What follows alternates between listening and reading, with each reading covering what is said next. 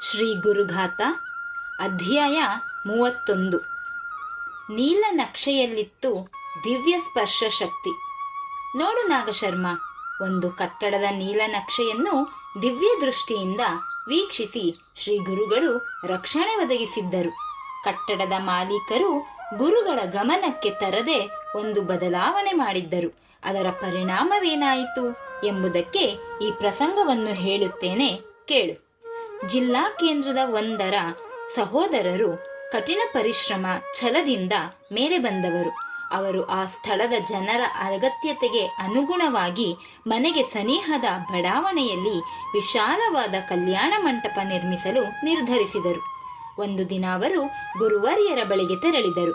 ತಮ್ಮ ಕಟ್ಟಡ ಯೋಜನೆಯನ್ನು ವಿವರಿಸಿ ಅದರ ನೀಲನಕ್ಷೆಯನ್ನು ಗುರುವರ್ಯರ ಕೈಗೆ ಇತ್ತರು. ಗುರುಗಳು ಒಮ್ಮೆ ಅದನ್ನು ತಮ್ಮ ದಿವ್ಯ ಹಸ್ತದಿಂದ ಸ್ಪರ್ಶಿಸಿ ಆ ಸಹೋದರರ ಕೈಗೆ ಮರಳಿಸಿದರು. ಕಟ್ಟಡ ಕಾಮಗಾರಿ ಆರಂಭಿಸಲು ತಿಳಿಸಿ ಆಶೀರ್ವದಿಸಿದರು. ಸ್ವಸ್ಥಳಕ್ಕೆ ಹಿಂದಿರುಗಿ ಬಂದ ಸಹೋದರರು ನಂತರದ ಒಂದು ಶುಭ ದಿನದಲ್ಲಿ ಕಟ್ಟಡ ಆರಂಭಿಸಿದರು. ಕಟ್ಟಡದ ಗೋಡೆಗಳ ನಿರ್ಮಾಣ ಪೂರ್ಣಗೊಂಡಿತ್ತು. ಈ ಹಂತದಲ್ಲಿ ಕಟ್ಟಡದ ಒಂದು ಭಾಗದಲ್ಲಿ ವಿಸ್ತರಣೆ ಮಾಡಿ ನಿರ್ಮಾಣ ಮಾಡಿದರು. ಆದರೆ ಅದು ಮರುದಿನವೇ ಕುಸಿದು ಬಿದ್ದು ಹೋಯಿತು. ಗುರುಕೃಪೆಯಿಂದ ಯಾರೊಬ್ಬರಿಗೂ ಯಾವ ಅಪಾಯವೂ ಆಗಲಿಲ್ಲ. ಗುರುವರ್ಯರ ಆಶೀರ್ವಾದವಿದ್ದ ಮೇಲೆ ನಿರ್ಮಾಣವಾದ ಕಟ್ಟಡ ಭಾಗವು ಕುಸಿದು ಬಿದ್ದಿದ್ದೇಕೆ ಎಂಬ ಸಂಶಯ ಕೆಲವರಿಗಾದರೂ ಮೂಡಬಹುದಲ್ಲವೇ? ಅದಕ್ಕೂ ಕಾರಣವಿದೆ. ಸಹೋದರರು ತಮ್ಮ ನೀಲನಕ್ಷೆಯನ್ನು ಶ್ರೀ ಗುರುಗಳ ದಿವ್ಯ ಹಸ್ತಕ್ಕೆ ಸಮರ್ಪಿಸಿದಾಗ ಗುರುಗಳ ಹಸ್ತಸ್ಪರ್ಶವಾದ ನೀಲನಕ್ಷೆಗೆ ಅನುಗುಣವಾದ ಕಟ್ಟಡದ ಯಾವ ಭಾಗವೂ ಕುಸಿದು ಬಿದ್ದಿರಲಿಲ್ಲ. ಬದಲಾಗಿ ಸ್ವತಂತ್ರ ನಿರ್ಧಾರದಿಂದ ನಿರ್ಮಿಸಿದ ಭಾಗ ಮಾತ್ರ ಕುಸಿದು ಬಿದ್ದಿತ್ತು. ಸಹೋದರರು ಮತ್ತೆ ಗುರುವರ್ಯರ ಬಳಿಗೆ ಹೋದಾಗಲೇ ಅವರಿಗೆ ತಾವು ಮಾಡಿದ ತಪ್ಪಿನ ಅರಿವಾದುದು. ಕುಸಿದು ಬಿದ್ದ ಕಟ್ಟಡದ ಭಾಗದ ಮರು ನಿರ್ಮಾಣಕ್ಕೆ ಗುರುವರ್ಯರೇ ದಿನಾಂಕ ಸಮಯ ಸೂಚಿಸಿ ಆ ಸಮಯಕ್ಕೆ ತಾವೇ ಅಲ್ಲಿಗೆ ಬಂದು ನಿಂತರು. ಮರು ನಿರ್ಮಾಣ ಸ್ಥಿರವಾಗಿ ಉಳಿಯಿತು. ಸಹೋದರರ ಆತಂಕ ನಿವಾರಣೆಯಾಗಿ ಸಮಾಧಾನ ಮೂಡಿತು. ಗುರುಗಳಿಗೆ ಪೂರ್ಣವಾಗಿ ಶರಣಾದಾಗಲೇ ನಿಶ್ಚಿಂತೆ, ನೀನೇ ಎಲ್ಲ ನಾನೇನೂ ಅಲ್ಲ ಎಂಬ ಭಾವ ದೃಢವಾದಾಗ ಕರುವಿನ ಬಳಿಗೆ ಹಸುವು ಬರುವಂತೆ ಗುರುಗಳು ಶಿಷ್ಯನ ಬಳಿಗೆ ಧಾವಿಸುವರು ಎಂಬುದಕ್ಕೆ ಇದಕ್ಕಿಂತ ಬೇರೆ ನಿದರ್ಶನ ಬೇಕಿಲ್ಲ. ಶ್ರೀ ಗುರುನಾಥರ ದಿವ್ಯ ದೃಷ್ಟಿಯಿಂದ ಅನೇಕ ಅಚ್ಚರಿಗಳು ಜರುಗುತ್ತಿದ್ದವು. ಅದಕ್ಕಾಗಿ ಇನ್ನೂ 3 ಪ್ರಸಂಗಗಳನ್ನು ವಿವರಿಸುವೆನು, ಕೇಳು. ಪರಮಹಂಸ ಗುರುವಿನ ಶಕ್ತಿ ಸಾಮರ್ಥ್ಯಗಳನ್ನು ಅರಿಯುವುದು ಸುಲಭದ ಮಾತಲ್ಲ. ದೇಶ ಕಾಲ ಪರಿಸ್ಥಿತಿಗಳನ್ನು ಸಾಮಾನ್ಯ ಪ್ರಾಪಂಚಿಕರಾದ ನಾವು ಮೀರಲಾರೆವು. ಪರಮಹಂಸ ಗುರುವರ್ಯರು ಈ 3 ಹೇಗೆ ಬೇಕಾದರೂ ಮಾರ್ಪಡಿಸಬಲ್ಲರು, ಮೀರಲೂ ಬಲ್ಲರು. ಅವರು ಈ ರೀತಿ ಮೀರುವುದಾಗಲಿ ಮಾರ್ಪಡಿಸುವುದಾಗಲಿ ಲೋಕಹಿತಕ್ಕಾಗಿ ಮಾತ್ರ. ಗುರುವು ತನಗಾಗಿ ಏನನ್ನೂ ಬಯಸುವುದಿಲ್ಲ. ಸಾತ್ವಿಕ ಭಕ್ತರು ತೊಂದರೆಗೆ ಒಳಗಾಗದಂತೆ ಕಾಳಜಿ ವಹಿಸಿ ತಾಯಿಯು ಪುಟ್ಟ ಮಗುವಿನ ಒಂದೊಂದು ಹೆಜ್ಜೆಗಳನ್ನೂ ಗಮನಿಸಿ ರಕ್ಷಿಸುವಂತೆ ಗುರುವು ರಕ್ಷಿಸುತ್ತಾನೆ. ಗುರುಗಳು ತಮ್ಮ ಕಾಲ ಶ್ರಮ ಶಕ್ತಿಯನ್ನು ಭಕ್ತನಿಗಾಗಿ ವ್ಯಯಿಸುತ್ತಾರೆ. ಅದಕ್ಕೆ ಪ್ರತಿಯಾಗಿ ಭಕ್ತನು ಗುರುಗಳಿಗಾಗಿ ಮಾಡುವ ತ್ಯಾಗ ಸೇವೆ ತೀರಾ ಅಲ್ಪವಾದುದು, ನಗಣ್ಯವಾದುದು. ಆದರೂ ಗುರುವರ್ಯರು ಇದನ್ನೆಲ್ಲ ಲೆಕ್ಕಿಸದೆ ಭಕ್ತರನ್ನು ಸಾರ್ಥಕತೆಯ ಹಾದಿಯಲ್ಲಿ ಕರೆದೊಯ್ಯುತ್ತಾರೆ. ಆದ್ದರಿಂದಲೇ ಗುರುವಿಗೆ ಸಮನಾದ ಬಂಧುವಿಲ್ಲ ಎಂದು ಹೇಳುವುದು. ಗುರುಭಕ್ತರ ವಂಶಕ್ಕೆ ಸೇರಿದ ಗೃಹಿಣಿಯೋರ್ವರು ಆಧ್ಯಾತ್ಮಿಕ ಸಾಧನೆಯಲ್ಲಿ ಮುಂದಿದ್ದರು. ಅವರಿಗೆ ಆಗಾಗ ವಿಶೇಷವಾದ ದೈವೀಕವಾದ ಅನುಭವಗಳಾಗುತ್ತಿತ್ತು. ಇವರು ಒಮ್ಮೆ ಜಿಲ್ಲಾ ಕೇಂದ್ರವೊಂದರಲ್ಲಿ ನಡೆದ ಶ್ರೀ ಗಾಯತ್ರಿ ಪ್ರತಿಪತ್ ಧಾರ್ಮಿಕ ಕಾರ್ಯಕ್ರಮದಲ್ಲಿ ಭಾಗವಹಿಸಿದ್ದರು. ಎಂದಿನಂತೆ ಹೋಮದ ನಂತರ ಅಲ್ಲಿನ ಶಂಕರ ಮಠದಲ್ಲಿ ಸಂತರ್ಪಣೆಯ ವ್ಯವಸ್ಥೆಯಾಗಿತ್ತು. ಇವರು ಎಲ್ಲರೊಡನೆ ಆ ಸಾಲಿನಲ್ಲಿ ಊಟಕ್ಕೆ ಕುಳಿತರು. ಬಡಿಸಲು ಇನ್ನೂ ಆರಂಭಿಸಿರಲಿಲ್ಲ. ಆಗ ಇದ್ದಕ್ಕಿದ್ದಂತೆ ಇವರ ನೆತ್ತಿಯ ಭಾಗಕ್ಕೆ ಸರಿಯಾಗಿ ಕೆಲವು ಅಕ್ಷತೆ ಕಾಳುಗಳು ಬಿದ್ದವು. ಇವರಿಗೆ ಅಚ್ಚರಿ ಎನಿಸಿತು. ಅಕ್ಕಪಕ್ಕದವರನ್ನು ನೋಡಿದರು. ಯಾರ ತಲೆಯ ಮೇಲೂ ಅಕ್ಷತೆ ಕಾಳು ಇರಲಿಲ್ಲ. ಅಕ್ಷತೆ ಹಾಕಲು ಅಲ್ಲಿ ಯಾರೂ ಇರಲಿಲ್ಲ. ಇದು ದೈವೀ ಶಕ್ತಿಯ ಅನುಗ್ರಹ. ಎಂದು ತಿಳಿದ ಇವರು ಹರ್ಷಚಿತ್ತರಾಗಿ ಮನೆಗೆ ಹಿಂದಿರುಗಿದರು. 10 ವರ್ಷದ ನಂತರ ಇವರು ಒಮ್ಮೆ ಸಖರಾಯಪಟ್ಟಣದ ಶ್ರೀ ಗುರುನಿವಾಸಕ್ಕೆ ಬಂದರು. ಗುರುವರಿಯರು ಕುರ್ಚಿಯಲ್ಲಿ ಆಸೀನರಾಗಿದ್ದರು. ಈ ಗೃಹಿಣಿಯ ಅಜ್ಜಿಯೂ ಕೂಡ ಆಧ್ಯಾತ್ಮಿಕ ಸಾಧನೆಯಲ್ಲಿ ಬಹಳ ಮುಂದಿದ್ದವರಾಗಿದ್ದರು.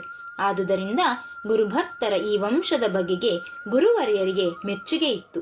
ಈ ಗೃಹಿಣಿಯು ಗುರುವರಿಯರಿಗೆ ನಮಸ್ಕರಿಸಿ ನಿಲ್ಲುತ್ತಿದ್ದಂತೆಯೇ, ಏನಮ್ಮ, ಅವತ್ತು ಶಂಕರ ಮಠದಲ್ಲಿ ಏನಾಯಿತು ಎಂದರು. ಇವರಿಗೆ ರೋಮಾಂಚನವಾಯಿತು. ಗೊತ್ತಾಯಿತು ಗುರುಗಳೇ ಎಂದರು.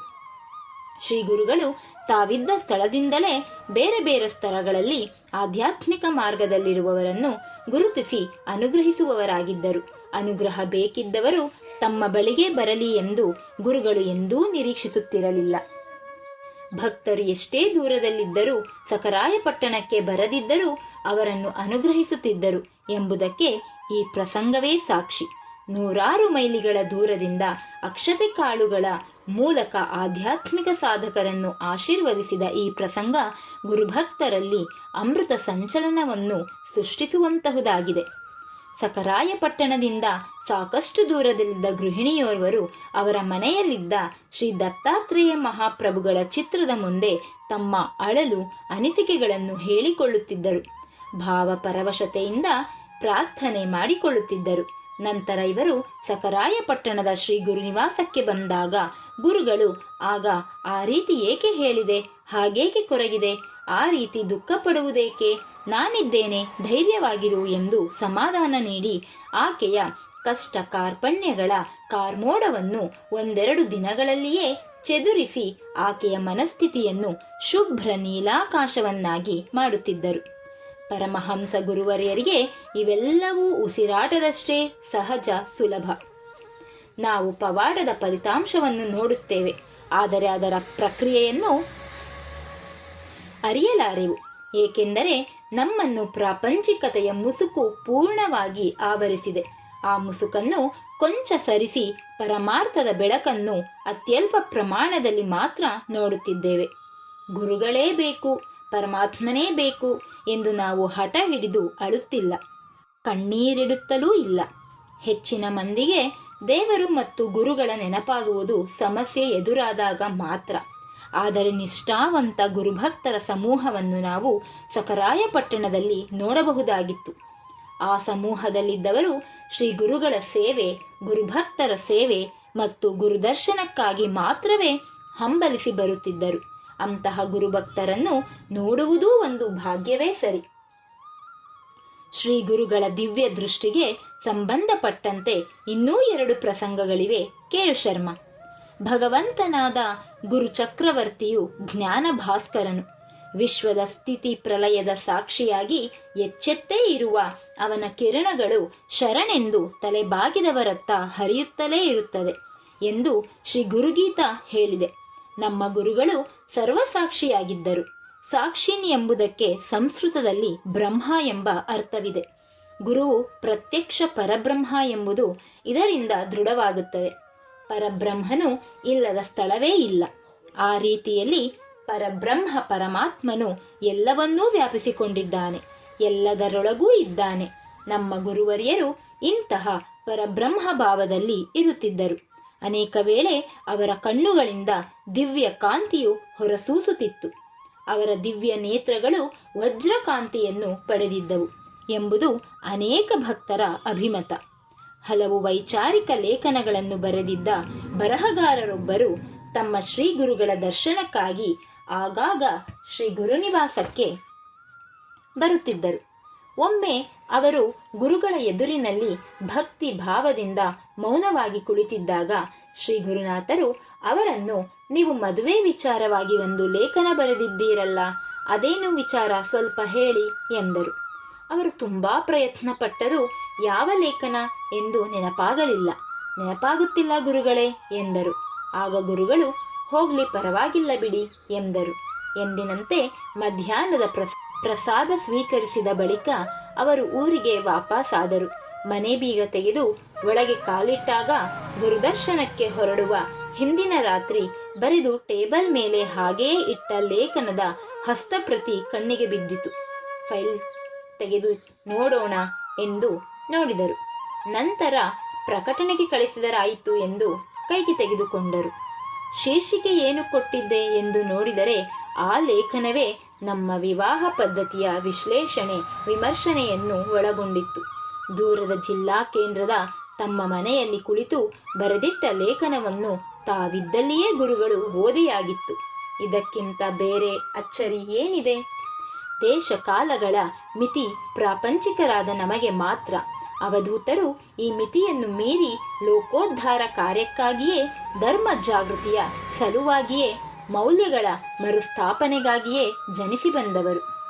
ಒಮ್ಮೆ ಶ್ರೀ ಗುರುನಾಥರ ಮನೆಗೆ ವಿದೇಶದಲ್ಲಿದ್ದ ಗುರುಭಕ್ತರೊಬ್ಬರ ಪತ್ರದ ಲಕೋಟೆ ಬಂದಿತ್ತು.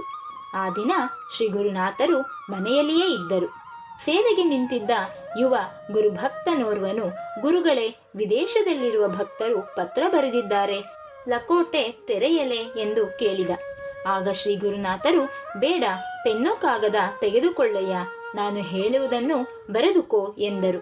ಗುರುಗಳು ಹೇಳಿದ್ದನ್ನು ಯುವ ಗುರುಭಕ್ತ ಬರೆದುಕೊಳ್ಳತೊಡಗಿದ. ಭಕ್ತರೊಬ್ಬರು ಅನುಭವಿಸುತ್ತಿರುವ ಸಮಸ್ಯೆಗಳಿಗೆ ಉತ್ತರ ಸೂಚಿಸುವ ಪತ್ರ ಅದಾಗಿತ್ತು. ಗುರುಗಳು ಆಯಿತಾ ಎಂದರು. ಆಗ ಬರೆದುಕೊಂಡ ಭಕ್ತನು, ವಿದೇಶದಿಂದ ಬಂದ ಪತ್ರದ ಲಕೋಟೆ ತೆರೆಯಲೇ ಇಲ್ಲವಲ್ಲ ಎಂದ. ಅದಕ್ಕೆ ಕಣಯ್ಯ ಉತ್ತರ ಬರೆಸಿದ್ದು, ಇದನ್ನು ಅಂಚೆಗೆ ಕಳುಹಿಸಿ ಆಮೇಲೆ ಬಂದು ಆ ಪತ್ರ ಓದು ಎಂದರು. ಯುವ ಭಕ್ತನಿಗೆ ವಿಸ್ಮಯವಾಯಿತು. ಸನಿಹದ ಜಿಲ್ಲಾ ಕೇಂದ್ರಕ್ಕೆ ಹೋಗಿ ಪತ್ರವನ್ನು ಅಂಚೆಗೆ ಕಳಿಸಿ ನಂತರ ಗುರುಗಳು ಹೇಳಿದಂತೆ ವಿದೇಶದಿಂದ ಬಂದಿದ್ದ ಪತ್ರವನ್ನು ಓದಿ ನೋಡಿದ. ಅದರಲ್ಲಿ ಆ ಭಕ್ತರು ಕೆಲವು ಸಮಸ್ಯೆಗಳ ಪರಿಹಾರಕ್ಕಾಗಿ ಪ್ರಶ್ನೆಗಳನ್ನು ಕೇಳಿದ್ದರು. ಆ ಪ್ರಶ್ನೆಗಳಿಗೆ ಲಕೋಟೆ ತೆರೆದು ನೋಡದೆ ಗುರುಗಳು ನಿಖರವಾಗಿ ಉತ್ತರ ಬರೆಸಿದ್ದರು. ನಮ್ಮ ಗುರುದೇವರು ದೃಢ ನಂಬಿಕೆಯುಳ್ಳ ಭಕ್ತರಿಗೆ ನಡೆದಾಡುವ ಭಗವಂತನೇ ಆಗಿ ಅಭಯ ನೀಡುತ್ತಿದ್ದರು, ಸಾಂತ್ವನ ಸಮಾಧಾನ ನೀಡುತ್ತಿದ್ದರು. ಗುರುಗಳು ಯಾವಾಗಲೂ ಜಾಗೃತಾವಸ್ಥೆಯಲ್ಲಿರುತ್ತಾನೆ. ಅವರು ಪ್ರತಿ ಕ್ಷಣವೂ ತಮ್ಮ ಭಕ್ತರನ್ನು ಉದ್ಧರಿಸಲು, ಕಷ್ಟಗಳಿಂದ ಪಾರು ಮಾಡಲು ಸಿದ್ಧವಾಗಿಯೇ ಇರುತ್ತಾರೆ. ಅಂತಹ ಪುರುಷರಿಗೆ ನಾವೆಷ್ಟು ನಮನ ಸಲ್ಲಿಸಿದರೂ ಸಾಲದು ಎಂದು ನುಡಿದರು ಸ್ವಾಮೀಜಿ. ಇಲ್ಲಿಗೆ 31ನೇ ಅಧ್ಯಾಯ ಮುಕ್ತಾಯವಾಯಿತು. ಜೈ ಶ್ರೀ ಗುರುದೇವದತ್ತ. ಸ್ವಾತ್ಮಾ ರಾಮಂ ನಿಜಾನಂದಂ ಶೋಕಮೋಹ ವಿವರ್ಜಿತಂ ಸ್ಮರಾಮಿ ಮನಸಾ ನಿತ್ಯಂ ಶ್ರೀ ವೆಂಕಟಾಚಲದೇಶಿಕಂ.